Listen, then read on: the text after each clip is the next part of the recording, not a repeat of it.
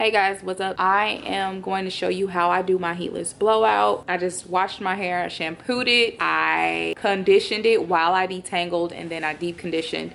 So right now the deep conditioner is in my head, and I'm gonna keep it in overnight because that works for me. Because a lot of people, they like, I don't see the point of keeping in deep conditioner overnight, but it works for me. Tomorrow I'm gonna rinse it out and I'm going to start to braid my hair, and then I'm gonna show you how I do that and just show you how the whole process of the heatless blowout works. 1, 2, 3, funky. Okay, so I've sectioned my hair into 8 sections. I have 8 braids in my hair, and they're all into, you know, their own little section. And it's kind of fuzzy right now because it's been about 3 days. Usually you want to take these down within 2 days, but for me, I like to make sure my hair is dry. What I'm gonna do is, my hair is very moisturized because I did deep conditioned, and I also was conditioning as I was detangling. My hair is very moisturized, but I am going to use some cream so that I can make sure to keep that moisture in there. Not too much because I am getting my hair braided again, so I do not want to put too much where the stylist can't grip my hair. So I'm just gonna do enough so that my hair won't be so dry once I take down these braids. So the tools you're gonna need for this is a wide tooth comb. I typically like my comb a little bit wider than this, but I cannot find my wide tooth comb, so I'm gonna have to use this one. But you do want to make sure that you're using a wide tooth comb and not a skinny tooth comb. Never use a skinny tooth comb, honestly, because it will pull out your hair.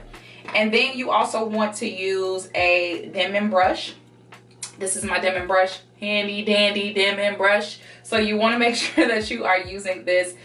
This will kind of help stretch the hair as we start to take the braids down. So I'm just going to put a little bit of cream on my hand so I can start taking down these braids. Like I said, my hair is a little bit fuzzy because I did wait like 3 days to take down my braids, but you don't have to like try to be super careful taking down your braids, because all we're going to do is literally just comb it out and stretch it as much as possible with our Denman brush. So now this part is taken down, and like I said, you want to make sure that you're taking down section by section because you don't want like too big of pieces for this. And then just be very careful when you're combing your hair out, especially if you typically don't use a comb. Just be very careful. And if you want to take even more smaller sections to kind of like get your hair together, you can. Like, I need to get it together right here, so I'm gonna take some smaller sections to help detangle.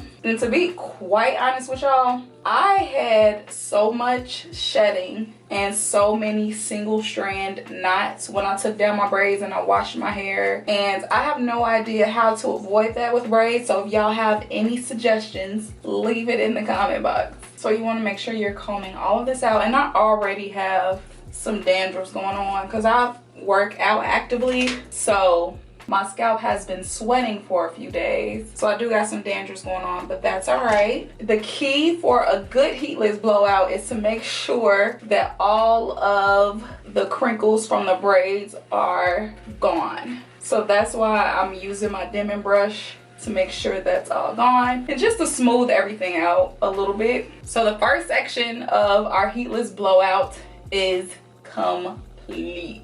And also, while I'm doing this, I'm about to oil my scalp because where does dandruff come from though? All right, so now that I'm done with this section, I'm just going to put it away and work on the next section. So I'm going to show you how to do the front half of my hair, and then you'll get the gist of it as you see me do this half. Do this section, and you don't have to, you can do it any order. You can start from the back, you can start from the front, whatever is your preference. But I am going to start, actually take my cream first to make sure that it's moisturized enough to where I can comb it without too many tangles, and also help that frizz a little bit. If you have a lot of thick hair, it is so much better to like separate your sections.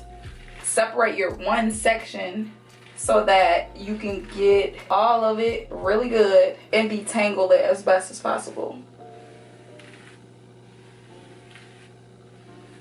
All right, and I'm gonna put this one up while I work on the other section. Heatless blowout is honestly, it's work. It's work. I'm not gonna lie to y'all. It is work. But if you are not trying to use heat on your hair, it's so worth it because you don't have to worry about heat damage or anything like that. And I don't do this often. I really only do it when I'm getting my hair braided, or if I want like a stretched twist out or something like that, I will do a heatless blowout. If you can go through your hair 3 times with a wide tooth comb without it stopping, then you're good. You've detangled enough and you can move on to whatever the next step is. And for me, with the dimming brush, I just usually like to use it until I know my hair is nice and smooth. All right, so here is the front half. You can go with your dimming brush again to go over all of it. It should be smooth enough where you shouldn't have to worry about it stopping. So the thing with the heatless blowout is that it's not going to give you like a super stretched look because heat does that. But what it does is it stretches your hair out way more than it would if you were to just wear your hair wet and let it dry on its own. It's pretty much like a minimal stretch. And I'm going to start on the back so I can get ready and get through this. I desperately need to do a protein treatment. Once I am finished with this last round of braids for the summer, I have to do a protein treatment because with all of these braids that I'm getting, well, I really only got 1 set of braids, but I'm gonna get some more. And I've been doing that, you know, for the summer just so I don't have to be in my head. My hair isn't shedding. So when I take out the braids, my hair is like doing this massive shed and it's not fun. I want to do a protein treatment just to make sure that my hair can get its strength back after getting these braids.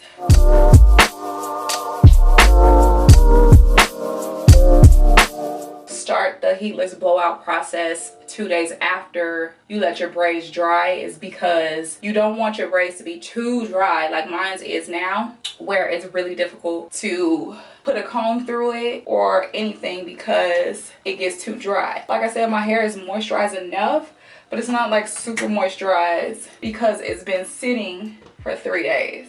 Now, if I were just doing a heatless blowout and then probably putting some twists in my hair after, I wouldn't be so pressed. But because it's more than that, like I'm literally detangling and it's taking forever to detangle. So I know my hair is looking crazy right now, but I am finally finished. It honestly takes just as long as a regular blowout. That's how long this process takes because you need to make sure your hair is all the way detangled, and it's a little bit more challenging to do when you are doing it without heat. And what I did was I took my wig brush, that I have a wig brush, and I took it and I just kind of like straightened it out a little bit more with the wig brush to kind of give it a little bit more stretched look, and it kind of smooth everything out as well. You don't have to take that extra step, but I did just because I don't want my hair to get all of these single strand knots again. So this is how one side looks.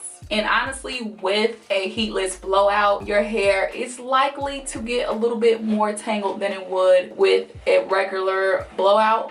But to avoid that, all you have to do is just twist it up. You don't have to do like mini twists or anything like that, but just twist it up in sections just to avoid that extra tangle. And just go through it with the wig brush to smooth it out some more, to make it a little bit more straighter and give it a little bit more of a blowout look. I know my hair looks huge, but that is because I didn't use any heat. Heatless blowout is a little bit more challenging than a regular blowout, but you do not have to worry about any heat damage. What kind of blow dryer you're gonna use, it's easy. Like if you have a comb and if you have a brush and some moisturizer, you can just do this without a blow dryer. I am not gonna rock my hair like this. Like I said, I am getting my hair in some knotless braids, and my hair has actually grown so much since the last time I've done a heatless blowout. Usually with my blowouts, my hair is touching my shoulders a little bit, but with heatless blowout, they are not as stretched. Don't assume that they will be. It's gonna be a little bit more of a fro-y kind of look. That's all that I have for you today. I really hope you enjoyed this video, and I hope it was helpful,